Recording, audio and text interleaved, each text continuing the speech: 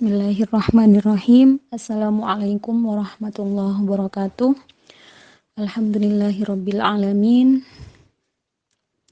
Wa bihi nasta'inu ala umurid dunya waddin. Allahumma shalli ala sayyidina Muhammad wa ala ali sayyidina Muhammad. Bismillahirrahmanirrahim. La yatakallamuna illa man adina lahur rahman wa qala shawaba dzalikal yaumul haqq. Al-ayah. Amma ba'du. Mbak-mbak, adik-adik, ibu-ibu ingkang solihah, jamilah, malam ini kali ini mungkin bisa dibilang boten belajar dari saya, tapi kita sharing bersama bagaimana cara mendidik anak untuk cinta, untuk dekat selalu dengan Al-Quran.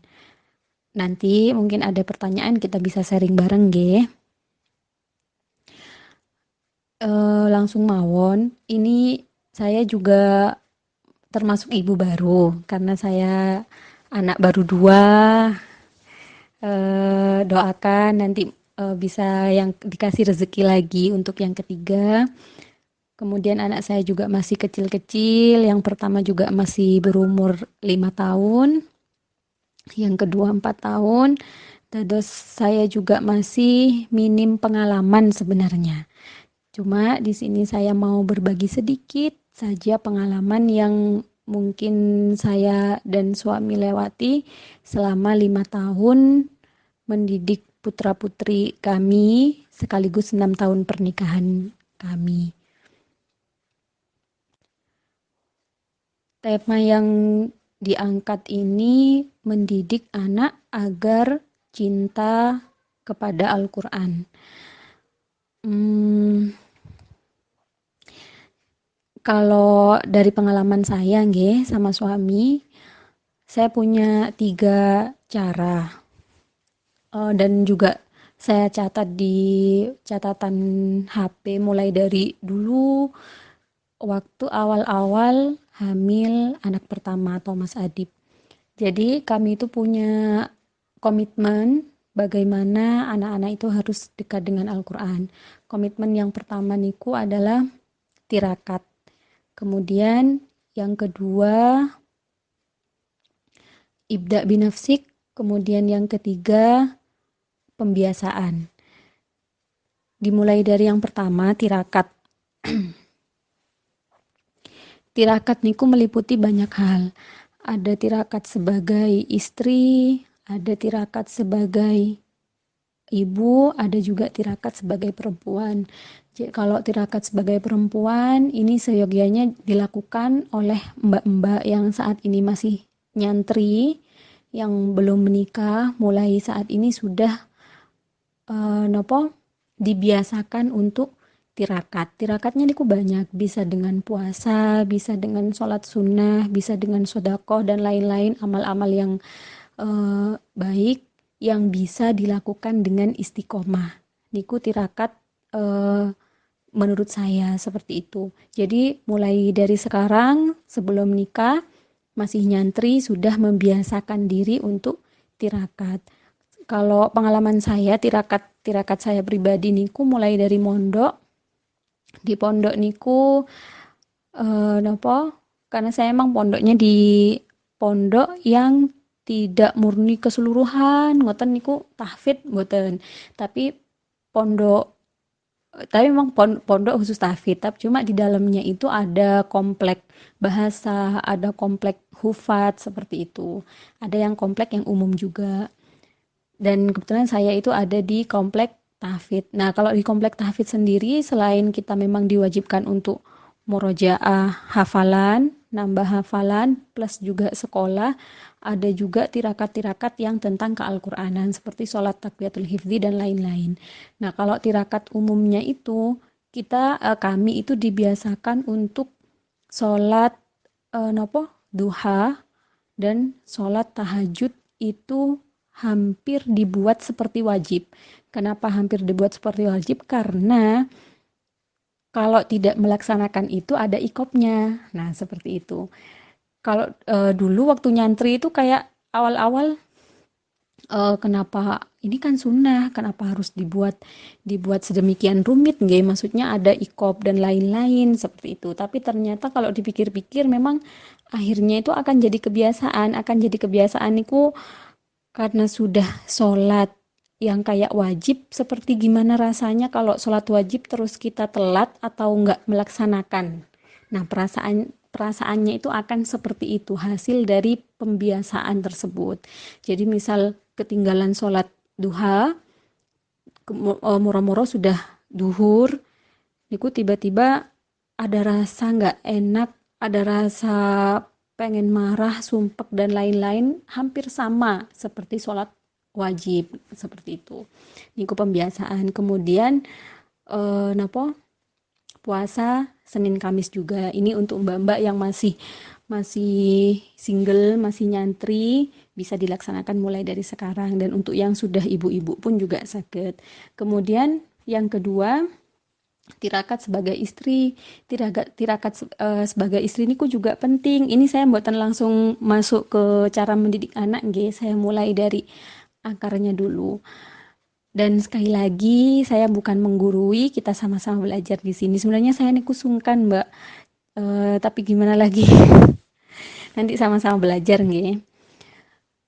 Tirakat sebagai istri itu penting banget karena kita berkeluarga, yang berkeluarga pasti sudah paham bahwasanya sebelum berkeluarga, awal bertemu, kemudian napa mengikat dengan calon suami, kemudian nikah awal sebulan, 2 bulan, 3 bulan, sampai setahun, 2 tahun, 3 tahun, pasti mbak-mbak yang sudah menikah niku paham, paham napa rasanya atau pengalamannya seperti itu. Jadi untuk kalau ala saya sama suami untuk terus memupuk rasa mawaddah warohmah itu kami harus tirakat, ngeten lho.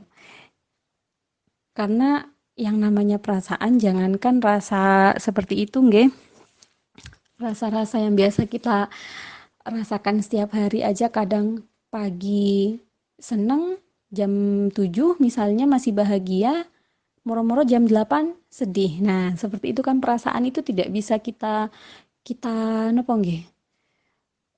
Kita prediksi gitu loh. Jadi untuk memupuk rasa mawaddah warahmah itu kita harus sama-sama tirakat, terutama sebagai istri itu tirakatnya itu harus kuat untuk menjaga suami supaya tetap pada jalannya, supaya tetap seperti awal mula komitmen kenal dengan suami dan supaya suami tetap membawa kita kepada jalan yang benar, plus suami juga tidak belok-belok. Nah, itu tirakat sebagai istri. Tirakat sebagai istri nopo? Kalau yang saya lakukan, kalau yang saya lakukan masih sama seperti tadi, nopo? Sholat tahajud, sholat duha, cuma di sholat tahajud itu ditambah dengan sholat hajat. Jadi mantun sholat tahajud itu sholat hajat, kemudian ada sholat duha, kemudian juga ditambah napa istiqomah sholawat 1000 setiap hari. Sholawatnya cukup Shallallahu ala Muhammad, Shallallahu ala Muhammad seperti itu. Cuma kalau suami saya, tapi napa saya nggak bisa sharingkan di sini nggih. Cuma yang saya tahu kalau suami saya niku sholawat nariyah eh, berapa kalinya saya belum paham karena dibuat seperti napa eh Jam'iyah gitu kalau kalau suami saya sih. Cuma kalau saya pribadi niku sholawat mawon niku 1000 kemudian ditambah dengan surat Al-Fatihah. Membaca sholawat 1000 kali niku ndak lama sih Mbak. Mungkin seperempat ndak sampai kadang Shallallahu alaihi Muhammad Shallallahu alaihi Muhammad Shallallahu alaihi Muhammad seperti itu. Kemudian membaca Al-Fatihah 100 kali. Kalau Al-Fatihah 100 kali sekitar 30 menitan nggak sampai juga. Niku tirakatnya sebagai istri. Kemudian ini tirakatnya sebagai ibu. Saya niku punya pengalaman awal-awal niki nggih punya anak yang pertama, Mas Adib niku mulai TPQ Sekitar umur sebelum PAUD. Sebelum PAUD itu sudah saya masukkan ke TPQ dan memang saya tidak pernah menuntut apa-apa dari TPQ-nya Mas Adib. Maksudnya eh, hasil misalnya saya tuntut dari Mas Adib niku enggak ada karena awal saya memasukkan ke TPQ dengan umur yang sedini itu memang saya niatnya niku untuk pembiasaan. Niku sebelum Mas Adip PAUD. Mas Adip PAUDnya itu sekitar umur 3 tahunan. Cuma napa lama kelamaan sampai PAUD pun sampai sudah masuk PAUD itu ndak naik-naik di TPQ jilid 1. Lama banget banget. Mungkin Mbak Fitri di sini paham seperti apa Mas Adib dulu waktu di TPQ jilid satunya. Lama banget ngoten. Saya ini kok antara guru TPQ-nya juga ustazah TPQ-nya Bu Karimi nggih sudah memberi nopo wejangan ke saya kalau Mas Adib masih belum bisa konsentrasi, Mas Adib masih banyak main-main, masih banyak muter-muter seperti itu sehingga mboten tuntas-tuntas jilid satunya itu dan ketika saya tes di rumah juga maksudnya ketika ngaji dengan saya di rumah juga terbata-bata banget dan itu sudah masuk PAUD padahal masuk TPQ-nya itu sebelum dia PAUD ngoten. Jadinya saya tuh kayak ini gimana ya? Tapi saya masih masih mikir nggak apa-apa ini masih pembiasaan gitu. Padahal sudah semester kedua mungkin guys sudah mau selesai kayaknya pokoknya rapot TPQ-nya itu entahlah saya kok mboten paham sudah berapa kali untuk jilid satu saja. Kemudian ada ini lagi, case lagi ketika di kelompok bermain. Nah, di kelompok bermainnya Mas Adib itu sudah belajar UMI juga, tapi yang pra-UMI. Nah, kalau yang di TPQ itu UMI satu. Yang pra-UMI.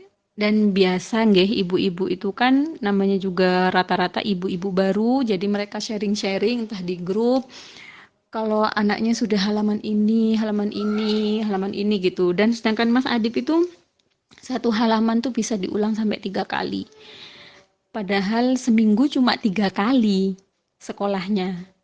Jadi kan seminggu itu satu halaman, sedangkan temennya itu naik, naik, naik terus seperti itu. Jadi saya tuh semakin sumpek, aduh gimana gitu. Kok napa yang awalnya saya santai jadi bener-bener yang gopoh. Pernah juga ketika sholat malam itu ya nangis, ya sering, bukan cuma pernah. Hanya mengadukan, maksudnya bukan mengadukan, mengadukan yang ini nggih, yang gimana-gimana. Tapi maksudnya seperti mempertanyakan apa yang harus saya lakukan, cara-cara apa yang harus saya berikan sama anak saya, nah seperti itu.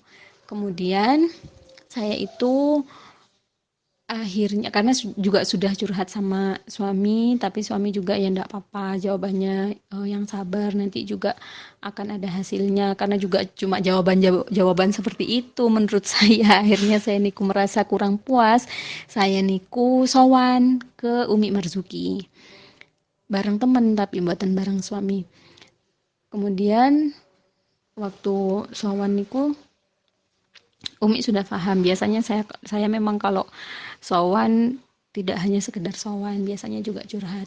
Akhirnya saya nopo curhat tentang Mas Adib. Kemudian yang pertama kali Umi Marzuki sanjang niku gini. Lah, sampean opo wis tirakat, Mbak? Gitu. Saya tuh bingung antara mau jawab iya kok yo apa sombong men padahal buat saya itu apa yang saya lakukan tuh ya bukan tirakat ya hanya keistiqomahan biasa maksud saya seperti itu akhirnya saya tuh cuma jawabnya nggih insyaallah mi lah ya apa lah sampean dhewe ya gak yakin lek sampean itu wis tirakat se insyaallah ngono jawabannya Mi Marzuki seperti itu kemudian beliau itu sanjang gini wong wedok iku jadi ibu anak satu, anak dua, anak tiga, empat, dan lima, dan seterusnya itu tirakatnya harusnya tambah kuat. Anak satu misalnya tirakat tingkat satu, anak dua harus tingkat dua, dan seterusnya. Jadi kalau sampean sekarang anaknya dua tapi tirakatnya podo wae, yo lemah-lemah gitu. Kemudian sama Umi Marzuki niku disarankan untuk baca niki, Rabbana hab lana min azwajina wa dzurriyyatina qurrata a'yun waj'alna lil muttaqina imama di sore hari ba'da sholat asar 11 kali. Itu diistiqomai. Tapi sebelumnya itu sholawat dulu, Fatihah, kemudian niku Fatihai anak-anak kita juga. Niku yang saya dapatkan dari Umi Marzuki nggih. Kemudian setelah saya dapat itu, mulai saya laksanakan apa yang menjadi pesannya Umi, dan saya perbaiki lagi niat ketika sholat malamnya, ketika sholat hajatnya, sholat duhanya, sholawatnya. Saya hanya nggih sholawat, Fatihah, dan deres Qur'annya itu untuk saya, ngoten. Tapi yang penting istiqomah, ngoten. Itu saya perbaiki lagi, kemudian mintanya juga lebih ikhlas. Kemudian pokoknya ketika sholat niku yang saya sebut itu cuma nopo, ya Allah mampukan saya untuk mendidik apa yang telah Engkau amanahkan, itu saja. Tapi itu benar-benar yang dalam banget gitu. Mungkin karena niki nggih, karena memang saya sudah saking bingungnya di TPQ, ya hasilnya Mas Adib kayak gitu. Maksudnya hasilnya itu Mas Adib kenapa nggak bisa yang sesuai seperti teman-temannya, kemudian di PAUD-nya juga seperti itu. Jadinya saya kan benar-benar yang bingung, dan itu berjalan hampir 1 semester. Kemudian setelah itu, entah memang sudah waktunya atau gimana, tapi saya yakin ini benar-benar yang di luar kendali saya. Mas Adib niku tiba-tiba cuwep, jilid satunya itu tiba-tiba lancarnya itu cepat ngoten Mbak, dan itu hampir lulus PAUD kalau nggak salah. Nggih, kalau nggak salah itu hampir lulus PAUD, itu yang jilid satu. Kalau yang prauminya memang saya sudah nggak seberapa ini nggih, karena di sekolah juga kayak praumi itu hanya sebagai sampingan atau selingan gitu, buatan yang seberapa dianu juga. Tapi karena mama-mama pada heboh, akhirnya saya juga merasa ikut heboh seperti itu. Kemudian yang di TPQ-nya yang jilid satunya itu tiba-tiba kayak melejit, cuwepet, lancar. Dan yang saya eh, yang saya luar biasa buat saya itu fasih untuk tingkatan ke anak umur segitu nggih, yang masih 4 tahunan nggih. Sekarang Mas Adib itu baru ulang tahun yang kelima kemarin. Itu fasih bacaannya, haknya bersih, ainnya itu dapat gitu. Jadi saya itu, dan tafkhim, bar itu tuh dia bisa, tarmihim gitu bisa, seperti itu. Dan dari situ saya benar-benar akhirnya yang saya sadari, oh jadi memang tirakatnya itu anak semakin besar, anak semakin banyak, itu berarti tirakatnya juga harus semakin kuat. Itu yang ada di pikiran saya pertama kali ketika tahu hasilnya Mas Adib. Dan alhamdulillah sampai mulai dari jilid 1 ke jilid 2-nya, jilid 3-nya baru kalau di TPQ belum diujikan. Kalau di sekolah itu juga sudah jilid 3, padahal teman-temannya masih jilid 2. Ini saya bukan menyombongkan anak, ini hanya berbagi pengalaman. Dan di TPQ itu jilid 3-nya juga sudah selesai, sekarang lagi drill mau naik ke jilid 4, tapi karena keadaan seperti ini terus buatan ujian-ujian. Itu yang benar-benar yang yang saya syukuri sampai hari ini, hasil itu. Dan memang tirakatnya harus kuat. Niku yang pertama, langkah yang pertama niku tirakat. Langkah yang kedua itu ibda binafsik. Ibda binafsik niku mulai dari dirimu sendiri. Kalau yang mulai dari dirimu sendiri ini saya nopo dipesenin kalih umi saya. Pokoknya umi saya niku tiap kali berpesan masalah anak niku selalu, anakmu itu sudah kamu bawa kemana-mana, tidur, mandi, sholat, ngaji, belajar, ngajar, dan lain-lain. 24 jam tiap detik itu selama 9 bulan bahkan lebih. Selalu umi saya sanjangi seperti itu. Jadi, apapun yang sampean lakukan, anak itu pasti akan ikut seperti apa sampean. Gitu. Karena ya gimana nempel selama 9 bulan bahkan lebih, kalau anak nggak ikut apa yang sampean lakukan itu sangat tidak mungkin. Pasti akan ikut apa yang sampean lakukan. Jadi kalau sampean rajin ngaji, yo anaknya ngaji. Tapi nek sampean yo nggak rajin ngaji, yo anaknya nggak ngaji. Pokoknya umi saya ini kalau pesen gak hanya itu. Karena buat umi nggak usah maksa anak, ayo ngaji, ayo ini, nggak usah. Tapi apa yang sampean lakukan pasti akan dilakukan oleh anak sampean, seperti itu. Yang terakhir, eh, yang pasti pembiasaan. Nah, pembiasaan niki keadaannya itu beda-beda nggih setiap keluarga. Ada seorang ibu yang full time apa full time mother atau full time mommy seperti itu.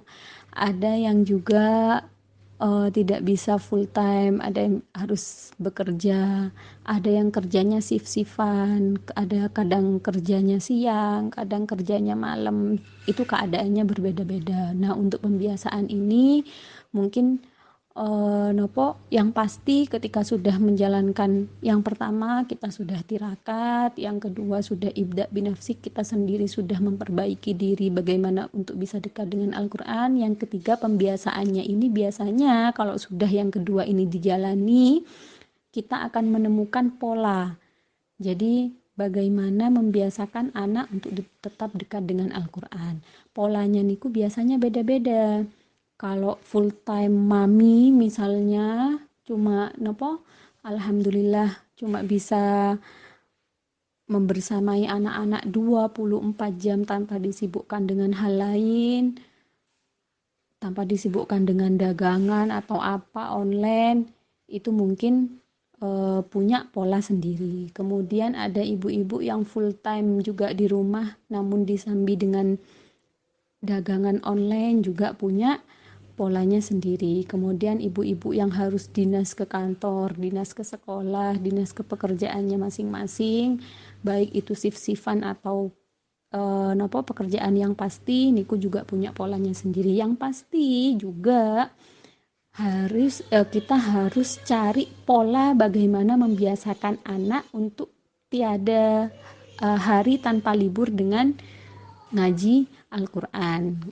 Kalau saya pribadi, karena saya nopo dulu cuma ke kampus ketika jamnya PKPBA jam 2 sampai jam 5, kemudian sekarang berubah dari pagi jam setengah 7 sampai jam 4 sore, itu akhirnya pola saya berubah. Cuma yang saya tetap pegang itu jam untuk anak-anak ngaji tidak boleh berubah walaupun waktunya berubah. Misal waktunya setengah jam atau 1 jam, itu tidak boleh berubah. Nah, kalau saya pribadi memang 1 jam itu tidak full dia nopo tahfidz Quran, tidak full seperti itu, tapi juga uminya itu juga ini ya nopo kepegang juga, dan doa-doa nopo doa-doa harian itu juga, pokoknya semua yang berkaitan dengan hal-hal itu dalam 1 jam itu. Itu. Dan kadang juga nopo tiba-tiba ada hal yang berubah, misalnya yang sudah dibiasakan sore, kemudian karena ada kesibukan atau apa akhirnya berubah. Nah niku bisa ketika mau tidur kalau anak umur di bawah 5 tahun nggih, bahkan 5 tahun 6 7 mungkin masih tidurnya masih harus dengan kita nggih, maksudnya masih harus kita temenin sebelum benar-benar terlelap kemudian tidur sendiri di kamar misalnya seperti itu. Tapi kan awal-awal mau tidur tuh kan masih ditemenin gitu, nggak dilepas gitu loh maksud saya. Jadi ketika itu bisa nopo di nopo diiring-iringi untuk ngaji sedikit-sedikit. Nah seperti itu untuk pembiasaan. Dan mungkin juga untuk yang benar-benar sibuk banget dan harus menitipkan anak-anak pada mbak-mbak rewang atau emak-emak rewang, itu bisa dikasih fasilitas. Kalau mbak rewangnya ngajinya nggih bagus, bisa ngaji, nggih bisa dipeseni pelan-pelan mbaknya untuk anak-anak diajak ngaji sedikit-sedikit. Nanti kalau sudah mau tidur baru dengan kita. Misalnya kita sibuk seharian dan anak-anak hanya hidup seharian itu dengan mbahnya atau dengan mbak-mbak rewang, niku bisa sedikit-sedikit dikasih pengertian untuk diajari ngaji. Tapi kalau semisal mbak rewangnya atau mbahnya yang jaga juga sibuk, niku berarti dikasih fasilitas. Fasilitas nggak harus mahal, bisa dengan nopo speaker Quran, cari yang murah niku nggih saged. Yang penting ada fasilitas untuk dia tetap sambil bermain tapi mendengarkan ngaji seperti itu. Dan saya yakin untuk yang full time mami juga walaupun di rumah seharian buatan ngapa-ngapain kan nggak mungkin anak-anak itu mau nggih untuk disuruh duduk. Dan nggak ada memang anak yang mau bener-bener disuruh duduk ayo ngaji hadap-hadapan, ayo kamu baca ini, nggak ada yang seperti itu. Ada mungkin tapi nggak akan bertahan lama ngoten loh. Jadi harus cari cara misalkan dengan dia main tapi tetap mendengarkan ngaji atau nopo solawat-solawat dan lain-lain seperti itu cara yang ketiga. Niku mawon dari saya, sharing dari saya itu sampai saat ini kami menggunakan 3 cara itu. Monggo jika ada yang mau di-sharingkan atau mbak-mbak di sini, ibu-ibu di sini punya pengalaman juga dalam mendidik anak untuk dekat dengan Al-Qur'an, bisa di-sharingkan juga nggih. Matur sembah nuwun. Wassalamualaikum warahmatullahi wabarakatuh. Jadi untuk mbak-mbak yang belum nikah atau yang sudah nikah kemudian hamil dan yang sudah punya anak mau hamil yang selanjutnya, saya punya amalan ketika hamil. Mbak Iza, mungkin kalau di sini ada Mbak Iza, dulu pernah saya kasih niki amalan dari Ning Isma, membaca 4 juz setiap hari tanpa libur selama hamil niku, mulai dari hamil awal sampai akhir itu 4 juz dibaca pokoknya setiap hari sampai sebelum bacanya niku sampai sebelum ini sore, sebelum maghrib lah niku sudah selesai. Nah 4 juz itu ada beberapa surat, nanti saya share di sini, sudah saya punya catatannya. Cuma surat itu kalau dikumpulkan jadi 4 juz. Nah itu ibda binafsik yang pertama. Jadi karena sudah terbiasa kita baca Quran setiap hari tanpa libur, insya Allah anak kita juga akan dekat dengan Al-Quran. Niku. Kemudian yang kedua yang pasti, kalau sudah yang namanya ibda binafsik, harus kita sadari, ya harus dari diri sendiri. Kalau mau anak dekat dengan Al-Quran, ya berarti kita juga harus dekat dengan Al-Quran. Boten terus kita sibuk dengan HP tapi nyuruh anak dekat dengan Al-Quran. Nah, bukan seperti itu. Bagaimana cara dekat dengan Al-Quran kita sendiri?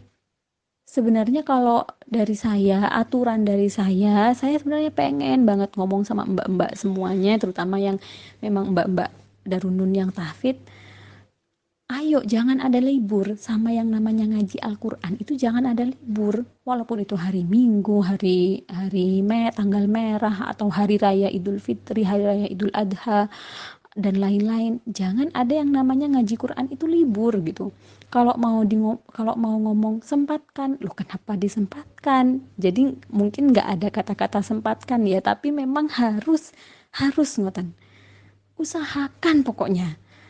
Mbah sempatkan, mbah usahakan, wis pokoknya harus setiap hari itu ada kita sebagai ibu ngaji ngoten tanpa libur, sesibuk apapun, walaupun kalaupun sangat-sangat sibuk banget biodo dan lain-lain, mungkin ada kerjaan apa, satu halaman saja atau satu lembar saja ngaji gitu, Qurannya dipegang.